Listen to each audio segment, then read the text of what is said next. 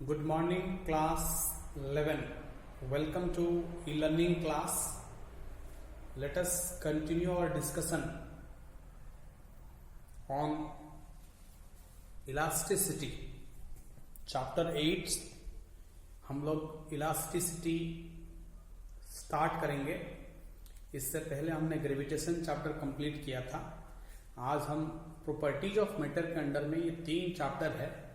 एक है इलास्टिसिटी, एक है thermal properties of matter, okay, और एक चैप्टर है फ्लूइड, ठीक है, प्रॉपर्टीज ऑफ लिक्विड्स. और ये एक तरह से प्रॉपर्टीज ऑफ सॉलिड हो गया. तो properties of solid elasticity, properties of liquid fluid dynamics भी इसको हम कहते हैं. लिक्विड्स के बारे में पढ़ेंगे इसके नेक्स्ट चैप्टर में. फिर थर्मल प्रॉपर्टीज ऑफ मैटर. तीनों मिला के प्रॉपर्टीज ऑफ मैटर के अंडर में आता है, एक यूनिट में आता है. लेकिन चैप्टर के हिसाब से देखा जाए तो ये चैप्टर 9 है. तो इस यूनिट में 3 चैप्टर है, ठीक है. उसके बाद हम आएंगे थर्मल प्रॉपर्टीज ऑफ मैटर के बाद थर्मोडायनेमिक्स है, काइनेटिक थ्योरी ऑफ गैसेस है, ठीक है.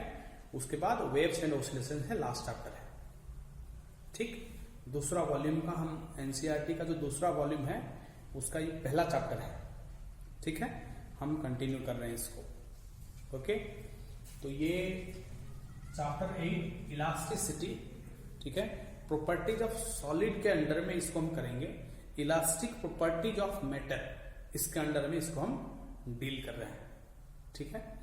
देखिए, कोई भी मेटल है, कोई भी मैटर है, तो उसका एक इलास्टिक प्रॉपर्टी होता है, ठीक है. मेटल्स एंड नॉन मेटल्स में आप एक डिफरेंस एक पॉइंट में लिखते हैं, देखिएगा.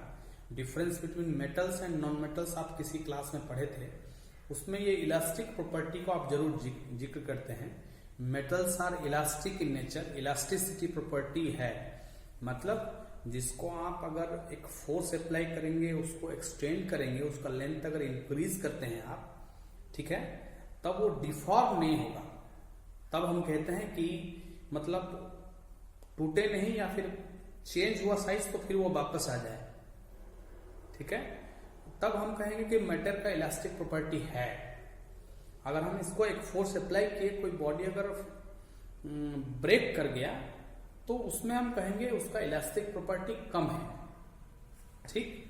अब देखिए, ये एक रिजिड सपोर्ट है और इसमें हम एक सिलिंड्रिकल रॉड हम कह सकते हैं, या फिर एक रेक्टेंगुलर स्लैब है, रॉड है, इसको हमने सस्पेंड किया हुआ है और हम यहाँ पे वेट दे रहे हैं. कुछ सस्पेंड करके हम यहाँ से कुछ वेट इसको प्रोवाइड किए हुए हैं, कुछ सॉलिड वेट से इसको सस्पेंड किए हुए हैं, ठीक है. तो सॉलिड वेट है तो इसका W है, ये F इज इक्वल टू इसका अपना वेट है M इंटू G, ठीक. तो ये जैसे ही हम इसको वेट देंगे तो ये रॉड डेफिनेटली ये फोर्स जो है इसको एक डाउनवर्ड फोर्स अप्लाई करेगा इस रॉड पर, and this rod will there will be an increase in the length of the rod,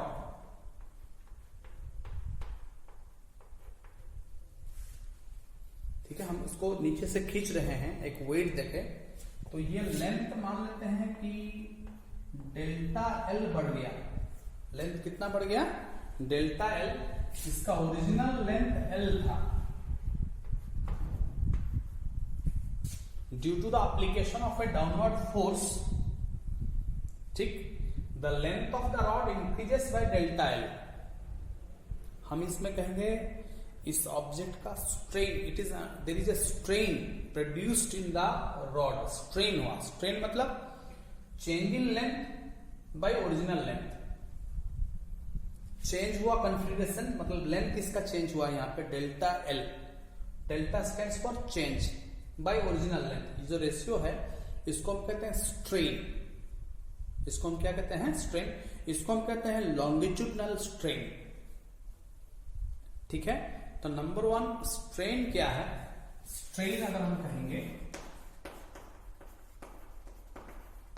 ठीक है, तो ये हो गया change in configuration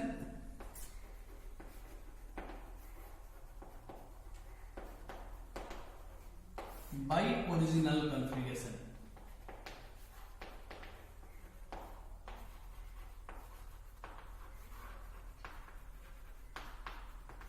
change in configuration by original configuration, इसको कहते हैं the ratio between change in configuration, change in shape, change in length, change in volume, ये कुछ भी हो सकता है configuration, divided by original, divided by original. ठीक, इसमें हम ये स्ट्रेन को क्लासिफाई कर रहे हैं। This strain is classified into 3 types. एक है लॉन्गिट्यूडनल स्ट्रेन, लॉन्गिट्यूडनल स्ट्रेन, एक है वॉल्यूमेट्रिक स्ट्रेन, और ये सिंपली वॉल्यूम स्ट्रेन भी कह सकते हैं VOLUM, वॉल्यूम स्ट्रेन। और एक का सियरिंग स्ट्रेन भी कहते हैं, सियरिंग। तीनों को मैं बताऊंगा तीनों क्या क्या स्ट्रेन है। तो strain, change in configuration, change in shape size by original shape size, change in configuration, ये जो रेशियो है इसको स्ट्रेन कहते हैं। ठीक है, due to the application of certain force the object changes its configuration, changes its shape, changes its length, changes its volume. ठीक है, तो वो जो change in shape size volume length जो भी है, change in configuration by original configuration को हम स्ट्रेन कहते हैं। Strain is classified into 3 types, one is longitudinal, one is another is volumetric, another is shearing। ठीक है, longitudinal strain क्या है? Number 2 point,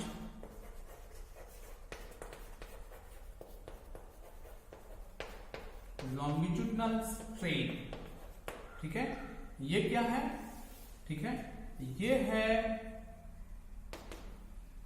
change in length,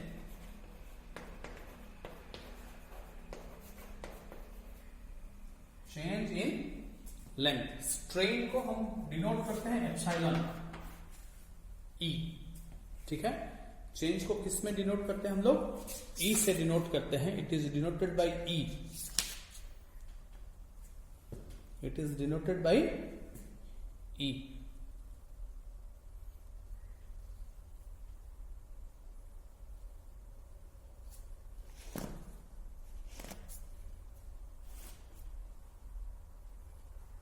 epsilon इसको हम कह सकते हैं। ठीक, तो चेंज इन लेंथ बाय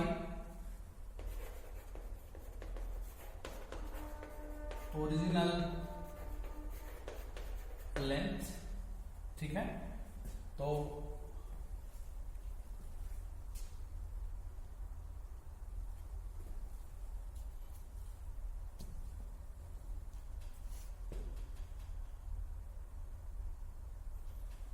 लिख लिए लॉन्गिट्यूडनल स्ट्रेन को change in length by original length.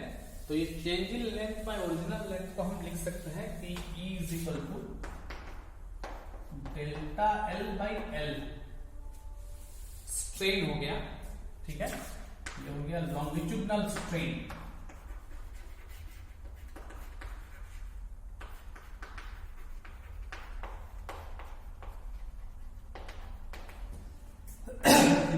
Delta L by L।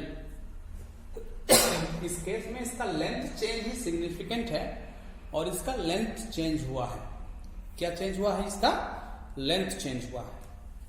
ठीक है, इसको मैं मिटा देता हूं, आप लोग लिख लीजिए। स्ट्रेन हो गया, लॉन्गिट्यूडनल स्ट्रेन हो गया। और एक स्ट्रेन हम कह सकते हैं कि वॉल्यूम स्ट्रेन। ठीक है, किसी किसी का वॉल्यूम स्ट्रेन हो सकता है। ठीक है, आज हम strain and stress and strain पढ़ रहे हैं, तो स्ट्रेन पहले पढ़ रहे हैं। तो जैसे किसी ऑब्जेक्ट का है, ये का सर्टेन वॉल्यूम है।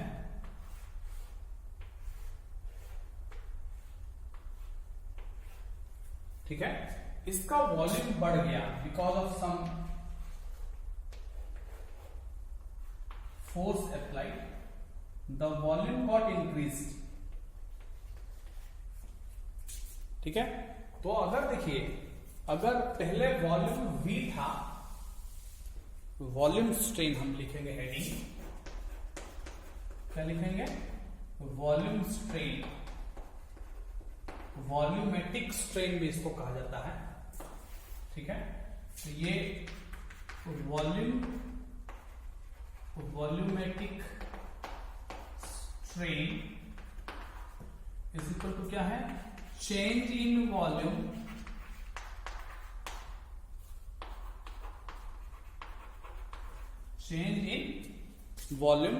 Divided by original volume.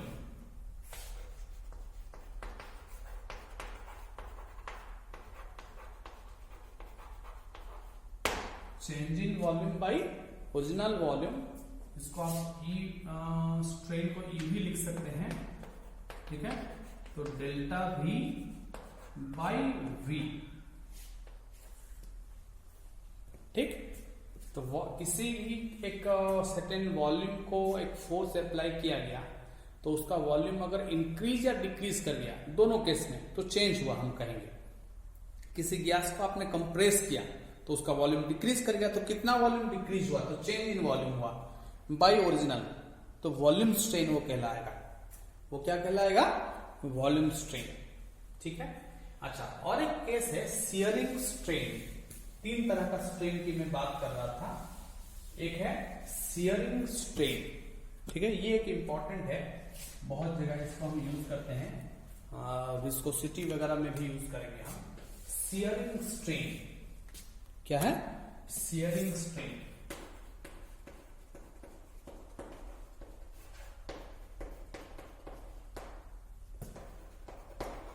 Shearing strain, ठीक है। शियरिंग स्ट्रेन क्या है? देखिए, ये अगर ये एक सर्टेन एक बॉक्स है, ट्यूब है, ठीक है।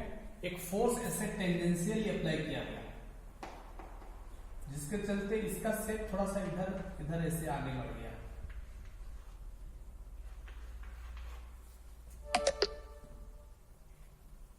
ठीक है। इसके सेप इधर आगे बढ़ गया, ठीक। तो ये मान लेते हैं कि ये x लेंथ बढ़ा और ओरिजिनल लेंथ l है, तो इसको हम थीटा कह सकते हैं, ठीक है।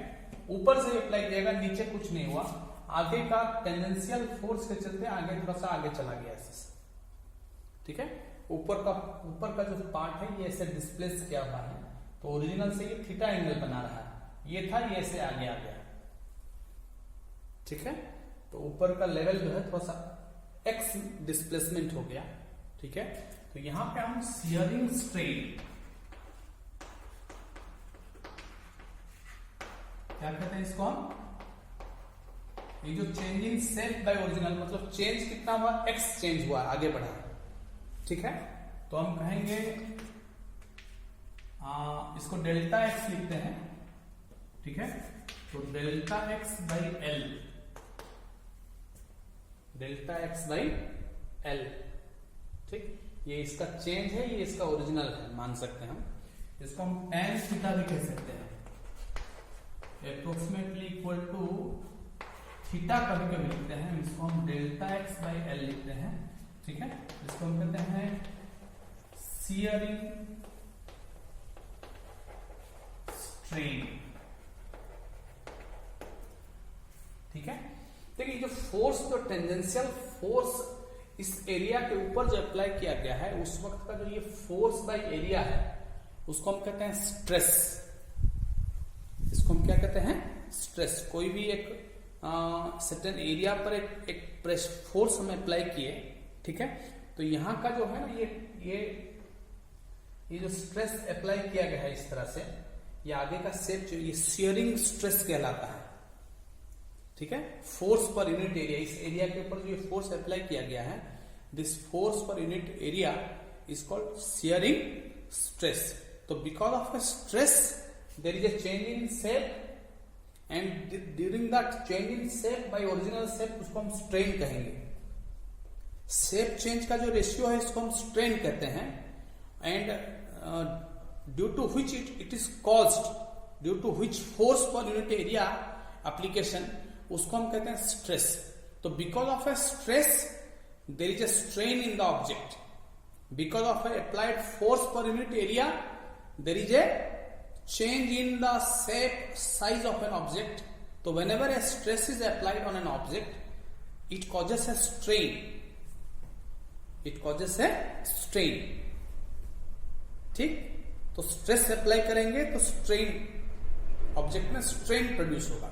स्ट्रेस मतलब a force applied on a unit surface area. F by A pressure जिसको कहते हैं. ये प्रेशर का डायमेंशन स्ट्रेस का डायमेंशन सेम है, लेकिन in case of solid objects we do not call it pressure, we call it rather stress. solid metals में जब ये force apply होता है पर यूनिट एरिया, उस F by A को, उस रेशियो को, फोर्स पर यूनिट एरिया को हम क्या कहते हैं? हम उसको कहते हैं स्ट्रेस. नेक्स्ट क्लास में हम स्ट्रेस का क्लासिफिकेशन पढ़ेंगे. आज हमने स्ट्रेन को क्लासिफाई किया. 3 तरह का हमने देखा, longitudinal strain, volumetric strain, shearing strain. उसी तरह से स्ट्रेस को भी हम क्लासिफाई करके पढ़ेंगे.